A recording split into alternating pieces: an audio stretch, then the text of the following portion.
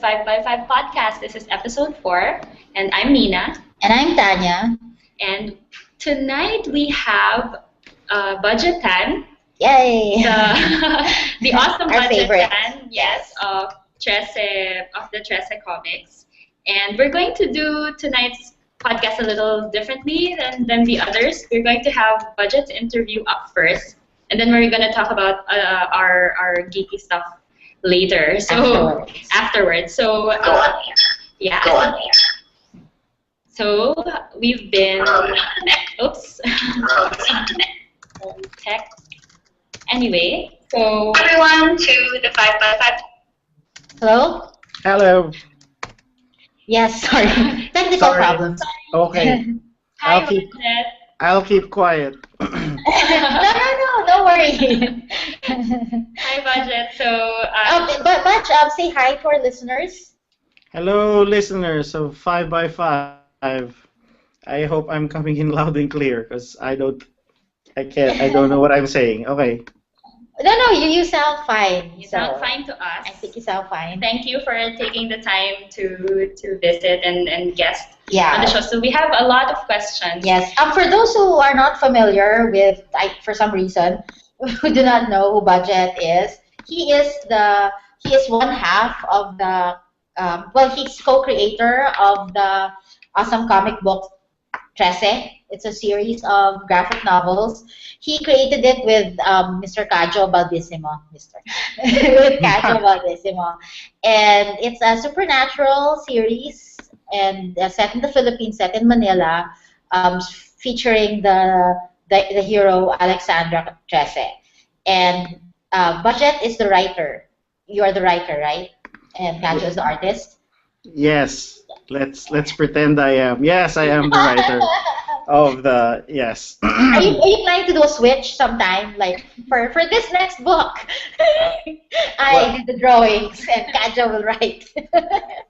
Funny you should mention that. Kajo actually brought that up, but so he does plan to write some stories for the stories from the Diabolical. Oh, that's excellent. But I don't think I'll be able to draw anything for that.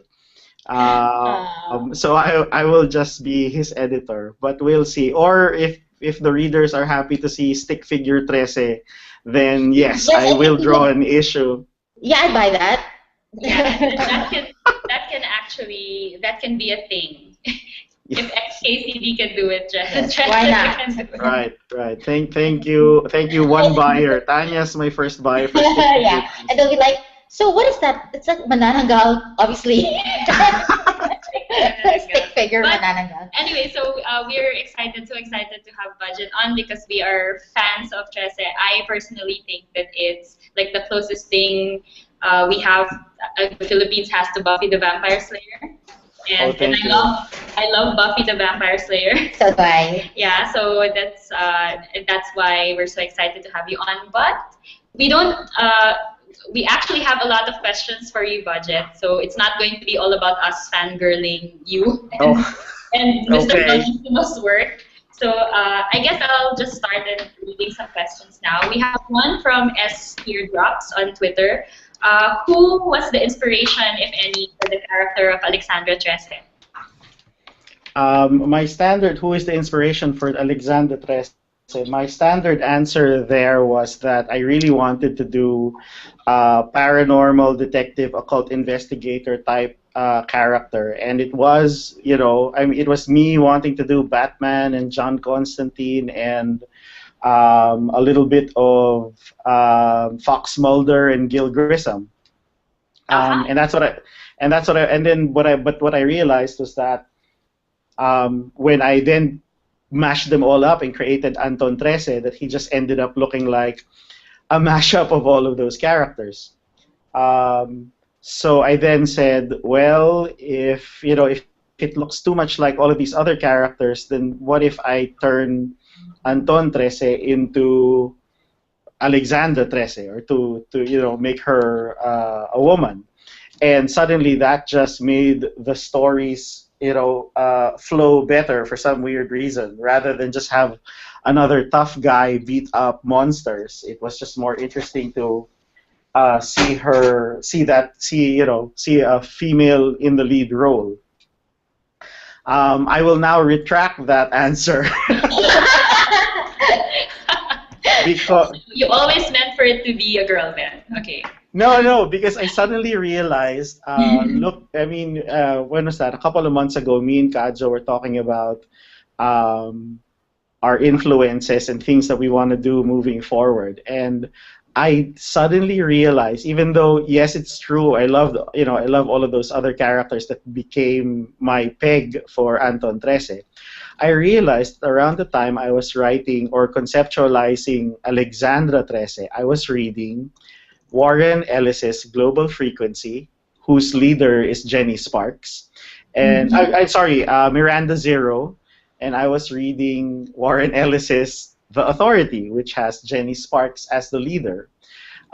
So I suddenly realized, oh my God, I actually was, so I guess unconsciously, those characters influenced having a tough female character in the lead, as lead role and leading a team as well. So I guess Ellis's work, and I attribute Ellis's work in Planetary as something that heavily influenced Trese. So I guess that character, that strong female character, also influenced me in molding Alexandra. Awesome. Awesome. We have a related question from My Book Musings on Twitter. So between you and Kajo, who actually thought of Trese's look? How did you come about her designing her look then? That's all Kajo. I mean, of course the trademark hair was Kajo's idea, because that's what his hair looks like when he shaves it all off. Oh. That's it. Also an inspiration. Yes. Yes. When he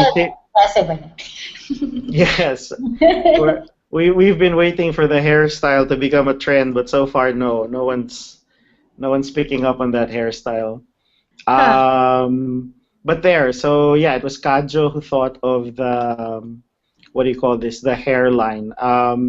Admittedly, her in a coat was inspired by it, and it wasn't really meant to be a trench coat, because everyone's nagging us about, it's so hot here in the Philippines, so why is she in a trench coat? The original inspiration for it was a Chris Bachalo drawing of death, and she was in a Chinese type dress, which I sent off to Kajo, and I said, her coat can look something like this. And then coming from that, Kajo's main inspiration for the final look so he took a little bit of that Chinese dress idea. If you take a look at the lapels of Trese's jacket, for some reason it's asymmetrical. And turns out, and I only realized this when I saw a photo again of this personality, he based it on Jose Rizal's jacket. Oh, that's so cool. Okay. So if you take a look at one of those famous Jose Rizal photos, the way the lapels are, one side is bigger than the other, it's actually Trese's jacket. Okay. That is very interesting. That's awesome. So it's like, she's like Pinoy through and through. Right. Feel Chinese, I guess. I have another question.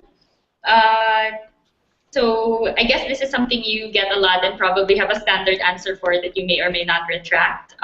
If Trese were to be, this is from Death Adrian, if Trese were to be made into a movie or TV show, who's your pick for the role? Wow. Yeah, I don't have any. It used to be a couple of years back. It used to be, I think, what's the name of the De Rossi sister that was younger? Alessandra. Yeah, I think it was Alessandra. Yeah, she would.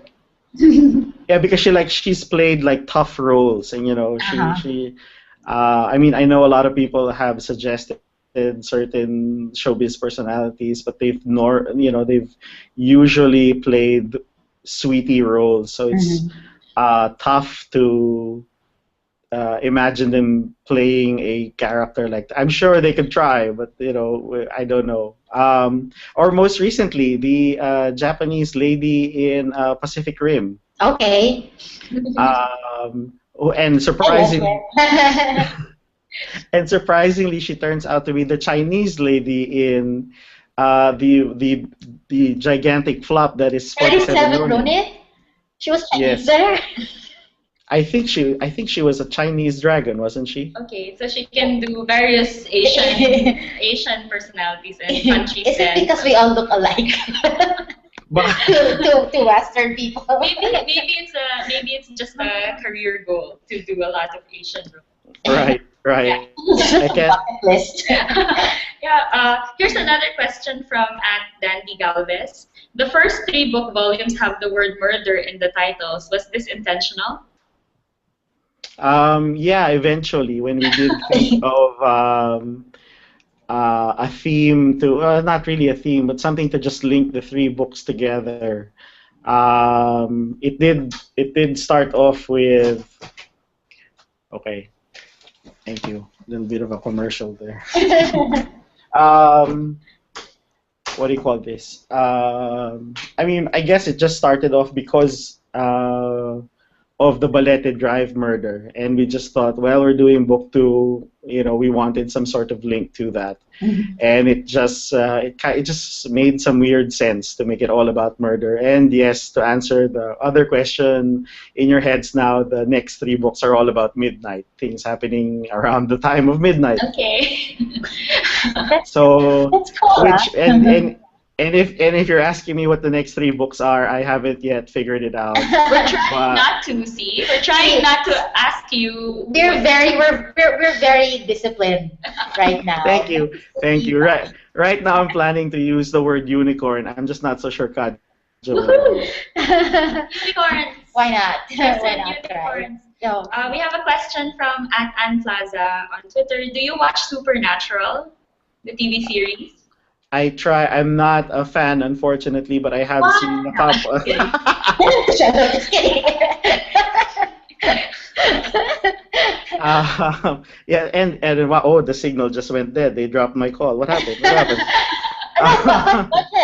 What supernatural TV shows do you like? Well, no, I have seen a couple of episodes of Supernatural, but yeah, for some reason, it didn't compel me to follow it. Although my friends did say it did get more interesting as they got into the whole heaven and hell aspect of it. Ah. So yes, maybe I'll start from that season rather than the first couple of seasons. So, Supernatural TV shows. uh-huh. Yeah, as if I have time to watch anything these days. Do you Uh, watch any of those these days? um, I've caught like 1 or 2 episodes of Sleepy Hollow is what I've figured out. I mean, it's what I've done lately. What's the last one that I really followed? A bit of Fringe, I guess, comes close to supernatural or paranormal. What else is out there? What would you guys recommend?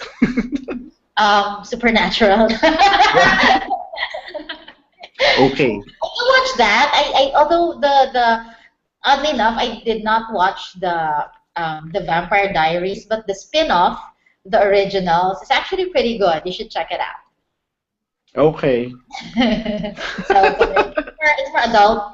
So yeah, it's actually, I mean, I've seen a couple of apps so far, and it's been good. Yeah, and probably think of there's a new show coming up. Well, the first one's already aired, Helix, but it's more sci-fi. Oh yeah, right. I think we should check that out. I think we're compelled as geeks to check it out. Yes, we should.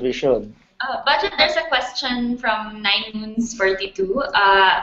Opinions on the upcoming ending of the Fables comic series? Okay, here's another reason why you'll probably just drop this podcast. I've probably read like only the first three books of Fable, so I'm slowly catching up with the series.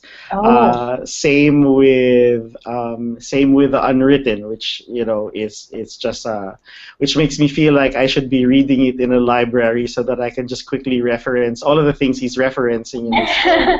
I feel that way sometimes when I read like all these works that are adaptations or at least grabbed from it all the seems works. it seems like you should have been into the original material, and then it feels overwhelming that way. But yeah, it feels like you should be in a library somewhere. Like not for the faint of heart, Yeah. ganon. And then so you can look up everything that they reference. Or Google doesn't work. Well, yeah, Google I guess is close enough, but Yeah, Google. being in We'll do that too. being in a library is just adds to the atmosphere. I recently actually got a gift from a friend of a friend, and turns out she knows a British comic book creator, and he put together a graphic novel called Christopher Marlowe and the It feels Bards. like it should be. Sorry. Yes, budget. Sorry, Christopher Marlowe and the Bards of Nemeton. And it's interesting because it feels like it dips into a bit of what the Unwritten was all about, but focusing more on English literature as well as the philosophy. So as I was reading it, I also wanted to go into a library and research first before finally reading it. But it's like all of these authors are manifesting their ids and super ego, and they're like fighting in like different planes, and it makes me just want. I mean, it's interesting, but it just makes me want to stop every couple of pages and let me read the entire history of this guy first before. Oh no, it's like you have homework, right? Right. Are you, there's a question here about collaborations from Yep. Sir Neil. Any chance to collaborate with Lionel Yu, Jerry Alangilan, or Ed Tadeo in one super comic? Oh, that would be great if their time ever allowed that. That would be fantastic. I mean, aside from them, I mean, there's all of the other guys who, all of the comic book creators that I've been hanging out with all these years that I've never had the chance to really collaborate with. But yeah, I mean, I think, me and Jerry keep saying that we should work on something together, and we kind of started on one thing, but just it never took off. And well, closest I ever got to working with Ed Tadeo is, of course, editing his work when he collaborated with David Hontiveros on the Kadiliman graphic novel. But there, and of course, hey, who wouldn't want to work with Leniel Yu? But he, of course, before me, there's guys like Grant Morrison, Warren Ellis, and Jeff Loeb who want to work with him. So I think I'm like down the line as far as people he will be collaborating with. Well, you never know. You never know. But So. how much time do you have? Like, if I mean, we ask you these things, and it's like you could do everything if you had the time. But how much time do you actually have to write new stuff? You do notice there is no Trese book 6 out, right? What? There's a book 6? Really? We should set up. Yay! It's become it This is has so you become don't get any pressure, No pressure. no You'll just be pleasantly surprised when it comes out. yes it'll surprise me too. I used to be able to write something almost, like a bit of a story almost every night, but yes, the work in the day job has piled up a bit. It's become the day job and the night job as well. So yeah, these days I only get to write on weekends. So ever so slowly we are finishing. I'm finishing the scripts for the next book. So that's. But yeah, I carry around a notebook so that whenever possible, when an idea comes, I just jot it down, or a piece of dialogue. Sometimes, yes, the Kambal does talk to me for some weird reason, Uh-huh. and that the dialogue just pops up, and I just gotta write it down, and the next thing you know, they're like conversing or like they're joking around, and it finds its way into the story. So um, doing it that way, I think, is the best way of getting to do a bit of work whenever possible. Okay, should we expect some cool cameos in book six? Because I think there were like a I like couple. the cameos in the last book. Actually, I was in fact. Well, let's not spoil the Yes. people who haven't read the fifth No, book. if they have not read the fifth book, they should be They punished, should, right? yeah, they shouldn't be here. Or they should be punished. No, but I think that's one thing I enjoyed a lot about the last book because I mean I wasn't really expecting to be doing homework, right, while reading it, and then suddenly the cameos started making sense, that they were cameos and that I should have been paying attention, Okay. and I felt like I failed recitation that day No. when I got totally shocked by certain people and certain things. So yes, that's should we are we having more fun stuff like that, referencing other work? For this one, I'm not sure, but you will be meeting we are adding to the Trese cast. That is Oh. definitely happening in book six. So you will be seeing more of the brothers, if that's a Yay! spoiler for you. I'm sorry, she's a huge fan. No, I mean, Mina's a huge yeah, fan. yeah. No, I guess so I guess that's personally my question for you, Budget. How was the reaction that you got personally from people reacting to the family tree, like the Trese family?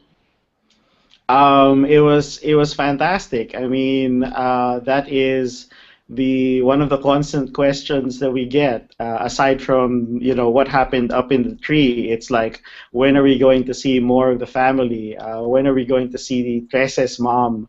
But it just makes me realize that the Pinoy really just wants to know more about your life. Everyone We're like around. nosy neighbors. Yeah. Yes, yes, What did yes, your we mom do? are. What did your brother? Right. Yeah.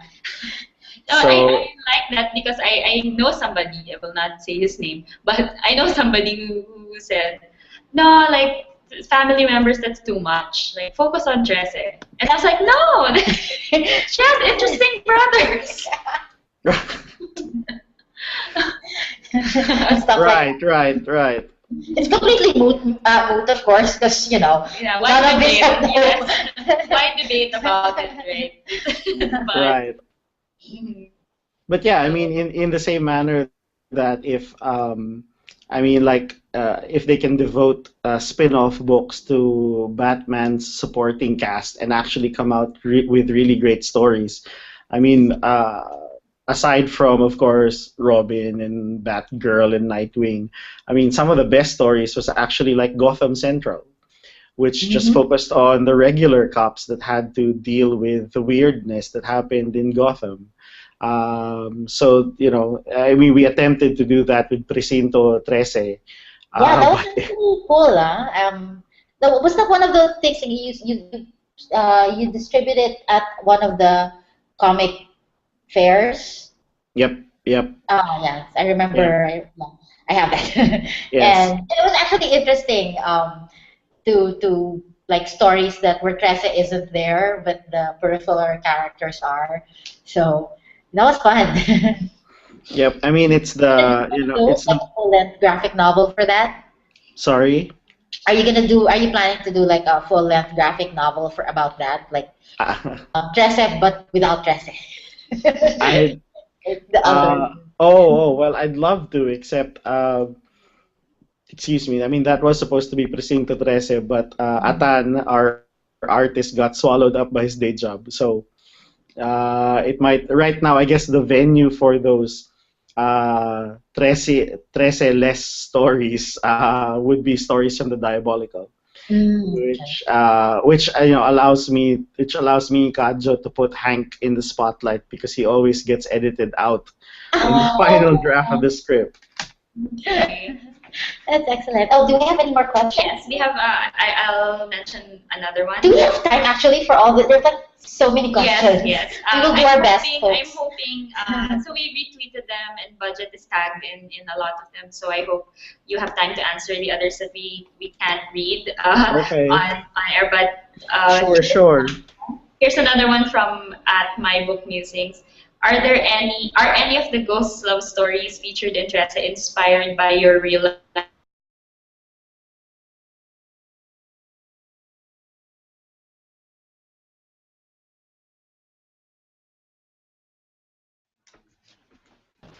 Hello, sorry, lost you. Yes, Hello? actually, we lost the connection. But Yep. we're So back. we're back. Let's check if we're still live. Yes, apparently, yeah, we're still live. Hello? Okay. Okay.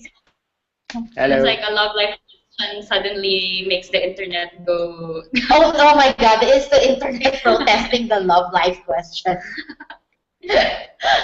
So Mina, maybe did you get that budget, or Mina, maybe you should read it again. Yeah. Yes, Did you get that please. question? Yes, it's Sorry. from at Book Musings. Are any of the ghosts love stories featured in Trese inspired by your real life heartbreak stories?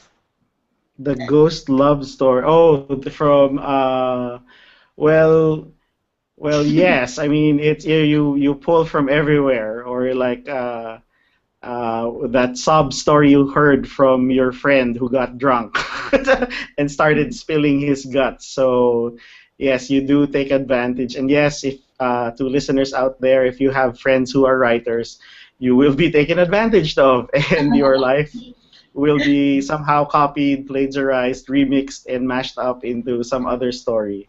So, Hopefully an awesome. Yeah.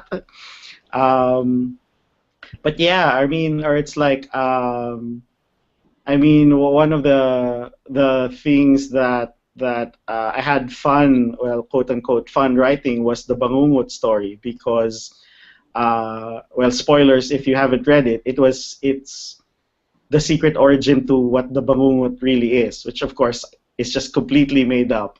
But it's funny that. No wonder my doctor did. So it was made up, but you made sort of an origin story for it.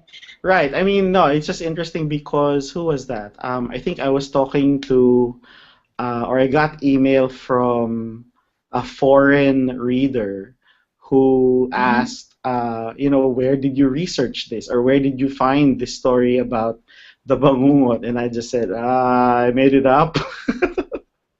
Um, but yeah, that was like a mashup of what was that? An episode of House actually. So it's like an episode of Mhm. House, and like thinking of every single time I got heartbroken and trying to figure out why you feel this way, and then there the idea of it because it feels like somebody's holding on to your heart, and it just started to build from there. Then somebody's holding it, clutching it, and that's why it feels like that. So it originally started out as your typical Encanto story doing that, but somehow, I just thought of giving a twist to that old Bangungot story, and it all made sense, and it ended up coming out like that. Great. Wow. Didn't know that. So, more questions or? Well, I guess a follow up to that one because you mentioned an international reader asking question. How different are the reactions from international readers versus local readers? Are they reacting to the same things? To Do they ask stupid questions? yeah. Like what is going on? No, funnily enough, they don't. I would expect them to have so many questions about the creatures, but I guess thanks to Google and Wikipedia, it's something they can easily figure out. The questions, interestingly enough, have been mostly the same. I mean, I'm more curious, although we haven't gotten any reaction, is like stories, for example, stories like Our Secret Constellation, or of course the character based the what do you call this, the judge in book 5. I mean, those are based on Filipino pop culture. So I guess for a foreign reader, they just take it as oh, it's a super-powered magical being, and they still, interestingly enough, appreciate the story, even though they don't know what the source material is. But mostly, I mean, from the nice feedback that we've gotten, they find our mythologies very interesting because it is things that they haven't seen for, anywhere else for that matter. They've seen too. I mean, from the West, they've seen too many versions and variations of a vampire, from sparkling vampires to, to half vampires and whatever they may be. So seeing our manananggal and our aswang just makes it all interesting for them. So you'd be okay if, like, say, the CW picks up Trese for, Oh my gosh. for a TV series.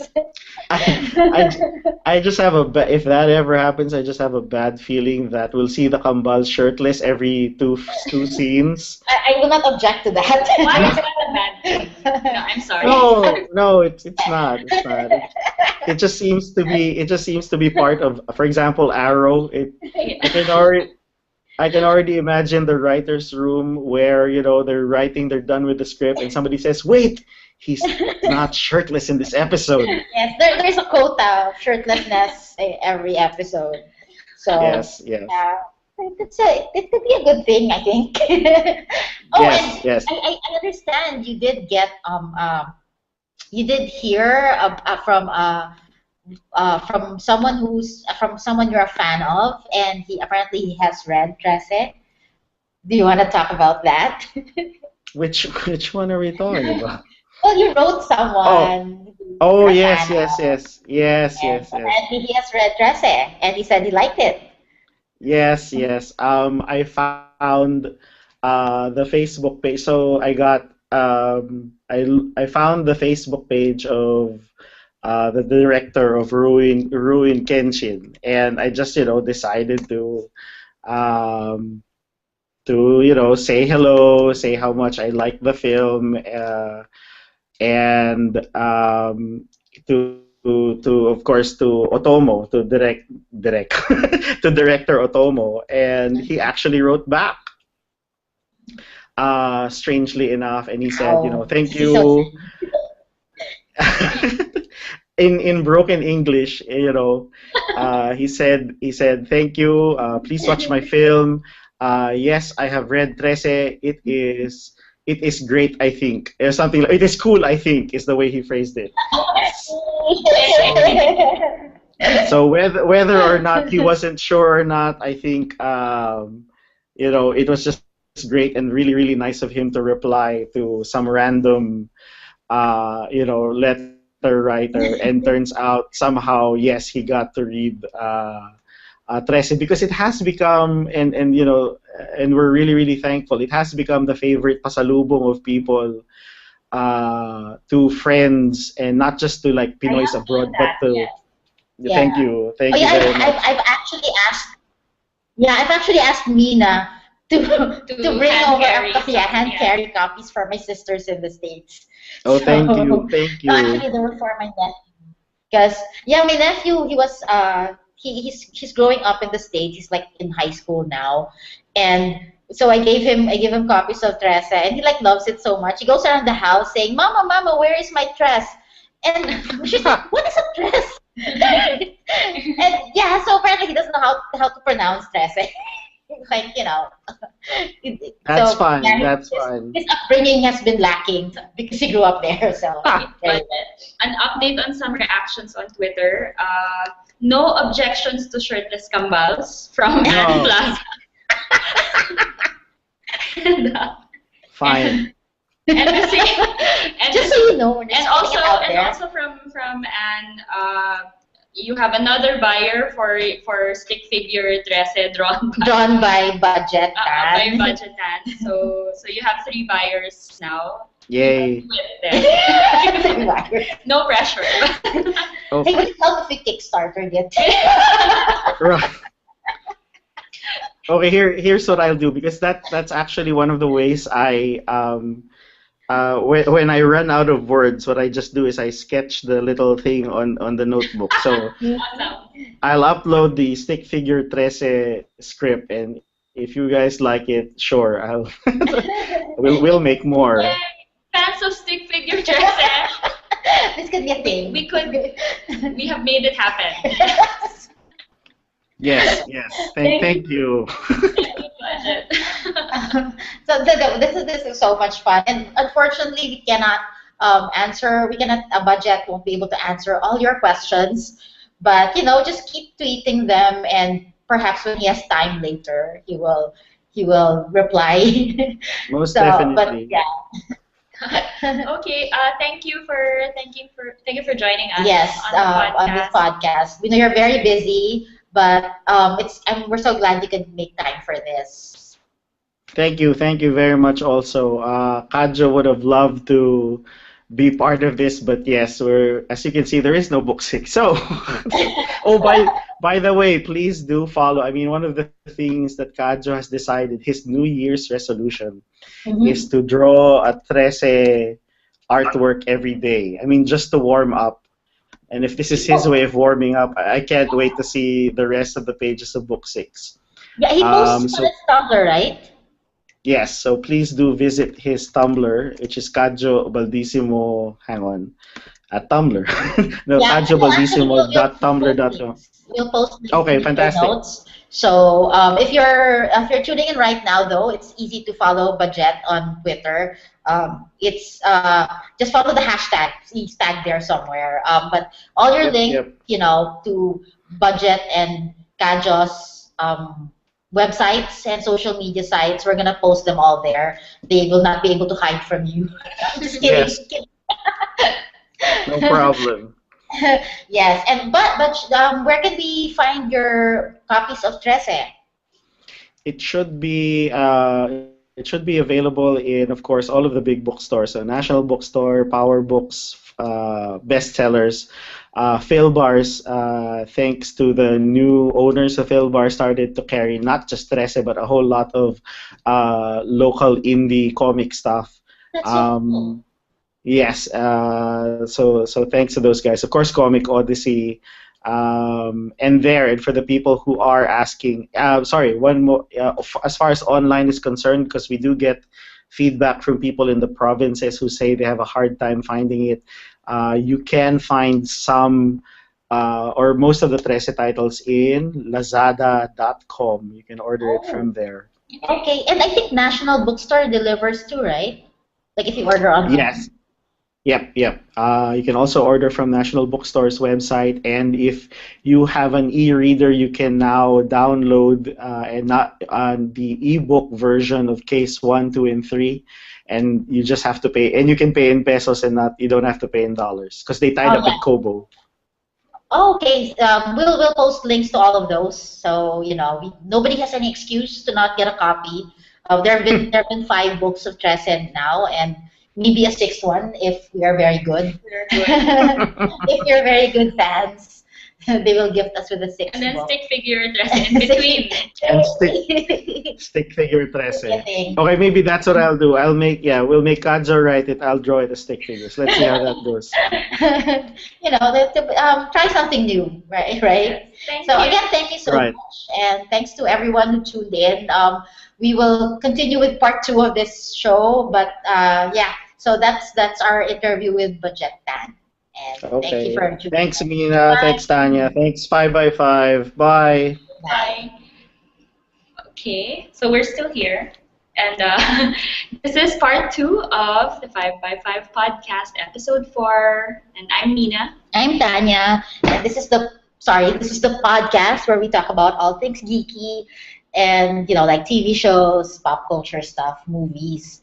And what do we have today in part 2 of the show? Okay, so we're supposed to talk about like the stuff we're enjoying Ah, this week. So I'm going to talk about a few things. But first, I'm going to talk about Scribe.com. Are you familiar with Scribe.com? Yes, I think I signed up because you were so pushy. Just kidding. No, I'm really into it right now. No, it's scribd.com. I always pronounce it scrib. Yeah, so I was looking up the pronunciation I of was it. wrong. Apparently, they are ambivalent about the pronunciation. You can say it however you like. However, I say scribe though because I think of scribe. So that's why I say scribe. Apparently, you can say scribd or scribd even. But anyway, so they're the site where you In France, they call it scribd with cheese. Okay. How old are Sorry. you? And can you get that reference? But okay, so We should do a contest like after every show, like okay, where was the reference to Tony Stark, or where was the and reference? did you get that? And how old are you? Yeah. So so Scribe.com was the site where you upload documents for sharing, but they've rebranded as of December, I think, as a read all you can site. So they have an app that you can download on iOS and Android, and if you sign up for $9 a month, you can read as much as you want from the 1,000-something books on their catalog. They've got HarperCollins publishers. They've got a lot of Neil Gaiman books, which unfortunately I've already read. So they have Terry Pratchett books. They have Kurt Vonnegut. They've got a lot of. Anyway, so I tried it. I think the first month is free. Mm-hmm. And then, so you can test it out. Yes, I think I'm on my free month right now. Okay. So and then if you like it, I think they start charging your card and you can read as much as you want. And so that's what I've been doing this month. So this month is my test month, and I've been reading. I think I'm on my third book right now, and 3.5 because I didn't finish one. So I started reading one, and then I was so glad that I didn't have to buy it. I didn't finish it. So it's interesting because if you read a lot, like I do, and then you tend not to have a lot of space because you live in a small place, like I do, then maybe paying $9, which is less than less than 400. Less than 400 pesos a month, and then you get to read as many books as you want, at least that are available. So I think what happens there is I think it's worth it if you read a lot and if you like the books that they actually offer. So they have a lot of popular YA. The Kira Casas selection series is well, the first book is there. There are other books that are not there yet, but I think eventually they're all going to be there.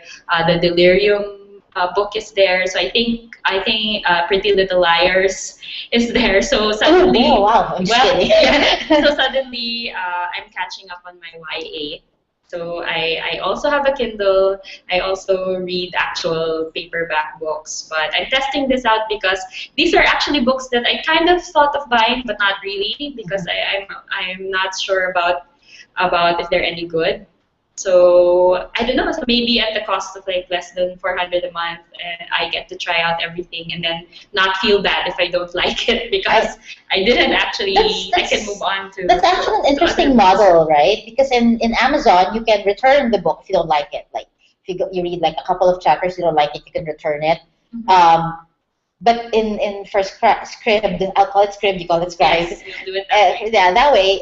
For Scribd. It's sort of the same thing because you're paying a flat fee every month, and if you don't like something, you just stop reading and move on to the next. So what I'm looking forward to, and also because I don't know about you, but even when I buy paperback, I tend to be like a book sale buyer. Mm-hmm. I tend to have my budget is 150 pesos for an actual book. So if you tell me that I can read realistically like 4 books this month and pay 400, I think I would actually take that offer, and I have. So I'm trying that out. There are other services now. One is called Oyster that does the same thing, but Oyster is only available in the US.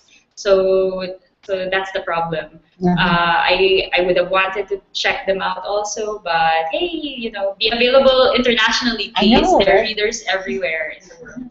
Okay, so that's my thing of the week. How about you, Tanya? Oh, my thing for the week is I don't know if this is geeky enough, but it does involve smartphone applications. It's called Uber, and it's actually quite popular, like in the U.S. and in other countries in Europe. But it only started recently here in Manila. It's Uber.com. It's a car service.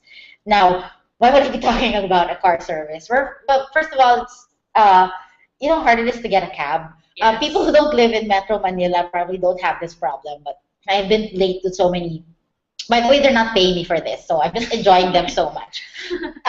It's a car service, sort of like Grab Taxi, but right now they don't have actual taxis. They have what they call the black car, which is a private car with a driver, and these are really nice cars. So it's actually like renting a private car, Yes, but it's one like- trip at a time. Yes, Something like that. you call them, you call them, you book them using your app, and it's GPS.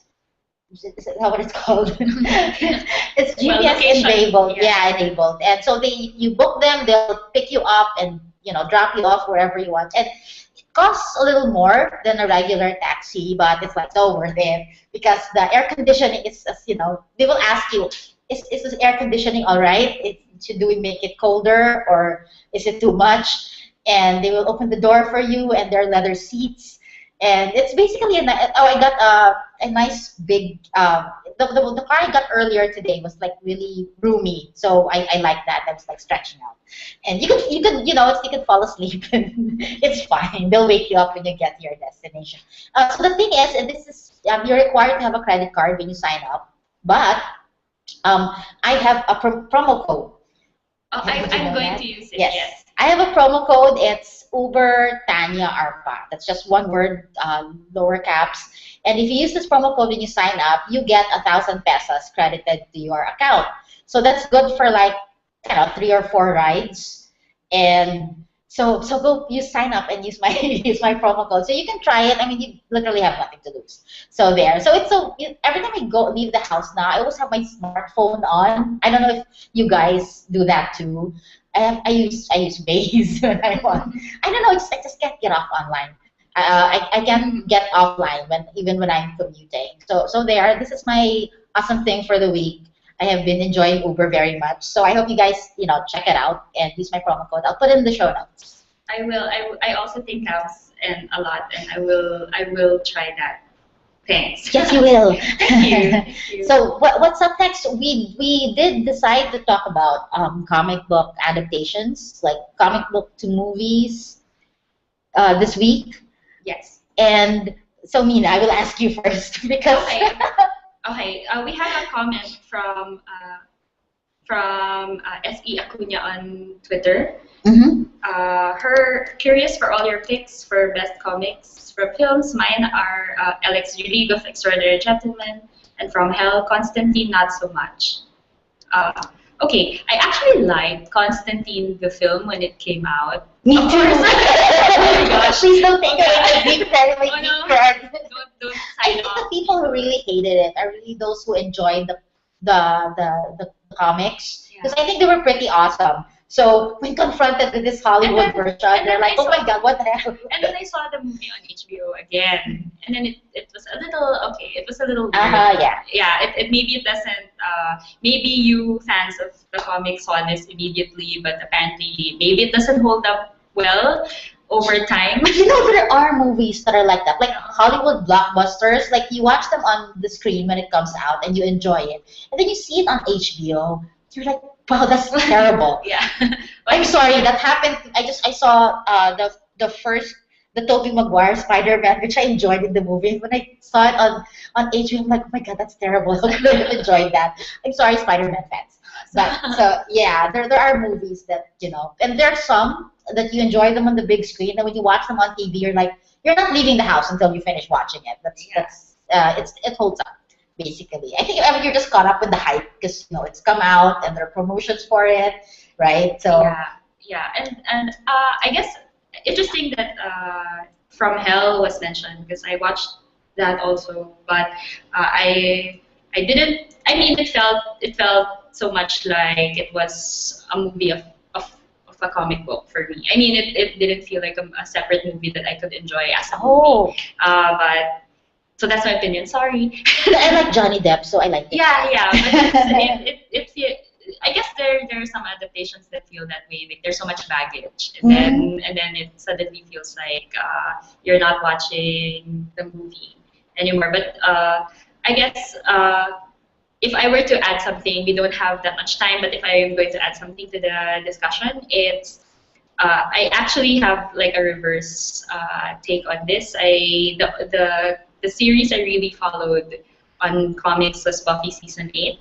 So that one was actually a show that became a regular comic book series, and it kind of so that's what I'm going to mention and promote because the art there is really lovely. I collected it for I collected the covers. The inside, it had its moments, and then the storyline actually started off promising, and then I think got a little lost the longer it went. I actually have those. Yeah. Like it's there. I have not read them. I was basically collecting them. Like okay, I'll read them later because I'm not a huge comic book reader for some reason. The only comics I've read really was I guess. Sandman, Neil Gaiman's Sandman, which apparently is going into development. Yeah, and now with Fables. I've seen a bunch of Fables, and yeah, and Trese. See, this is why I love Trese. It's like I don't read comic books, but I love Trese. so I did collect the Buffy comics too.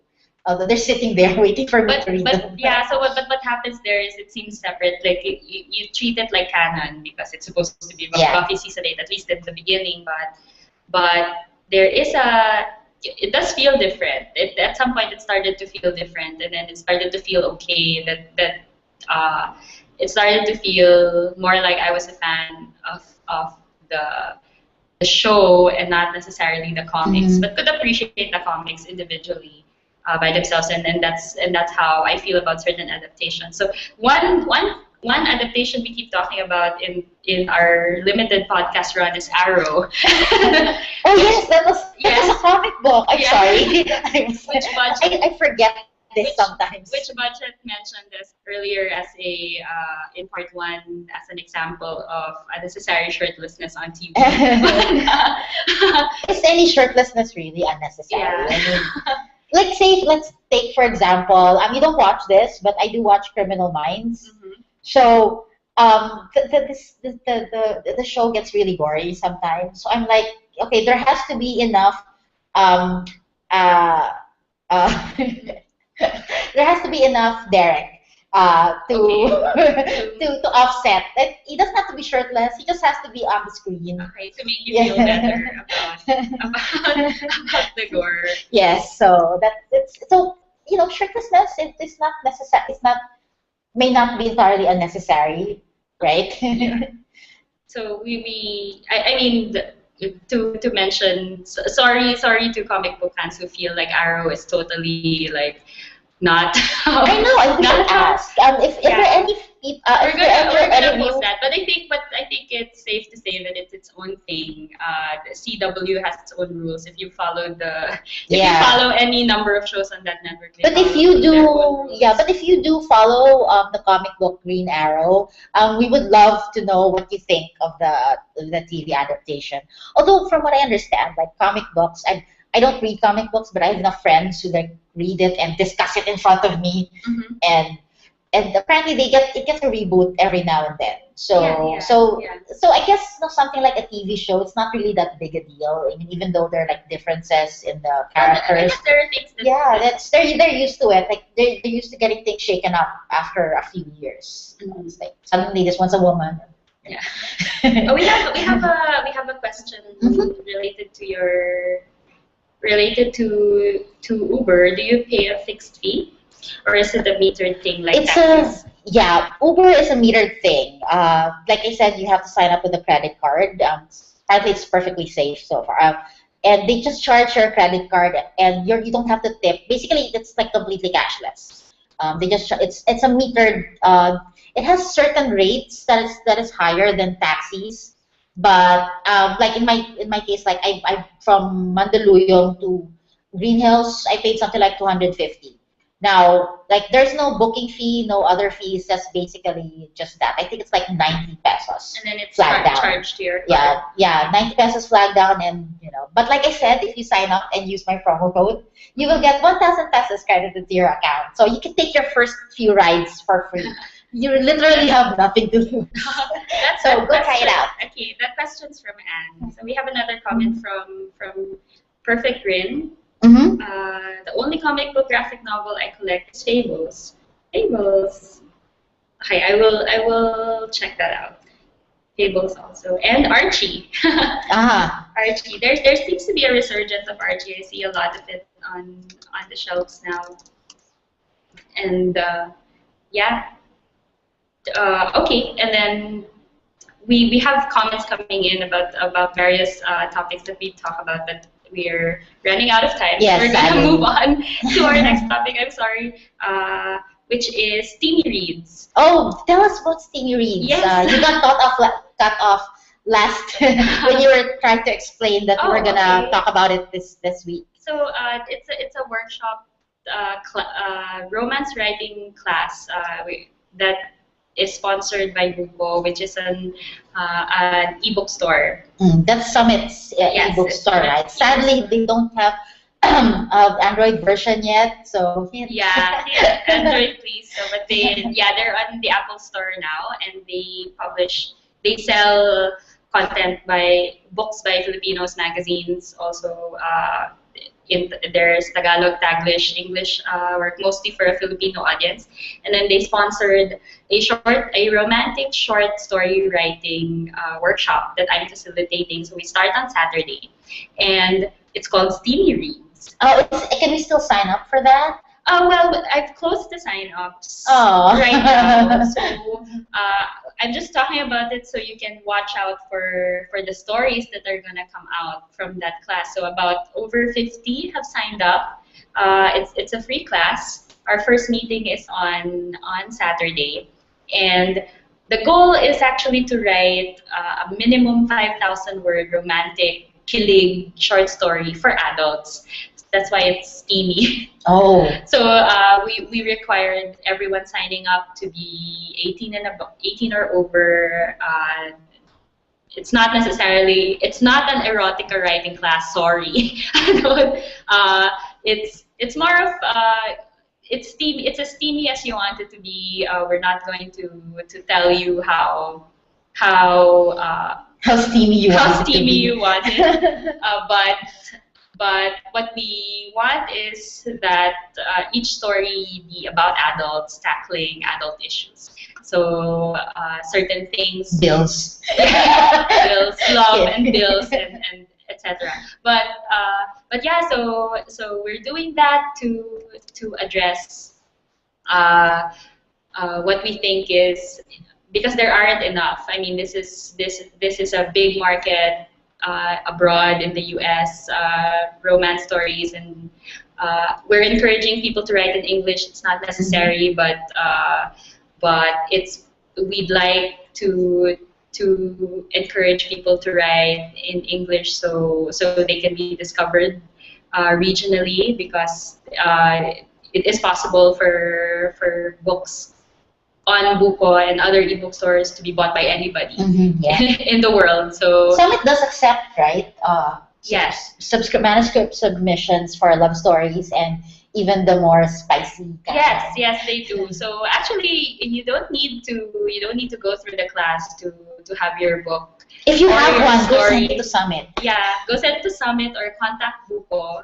They do distribute books, regardless of Steam, and if you attended the class. But what happens, the deal we have with this class is, if you finish your story, there is a good chance that you will get it distributed if you want to on the store, as in almost immediately. Oh, so as long as you commit, as long as you write and you work on it, you could be a published author at the end of 5 weeks. Oh, so 5 weeks. It's a 5-week course. So after 5 weeks, and maybe a little time after that, we should expect some of the stories to be published. Yes, and it's romance, it's love, and for a more mature audience. So yeah, that's something I'm really looking forward to, and we'll probably talk about a little more when the class is happening. Yeah. Have you seen any new shows this week? Did you Well, have time? yeah. I actually saw the second episode of Sherlock, which I agree is awesome. I know, right? I can't. I don't want to spoil it for anybody. But it was awesome, Because, basically. yeah, because I haven't seen the third one, so Yeah. you might take your revenge upon me and spoil me for that. But It's one of those episodes where after you watch it, you're like, this may be the best TV show ever. You know, it's one of those that makes you think that.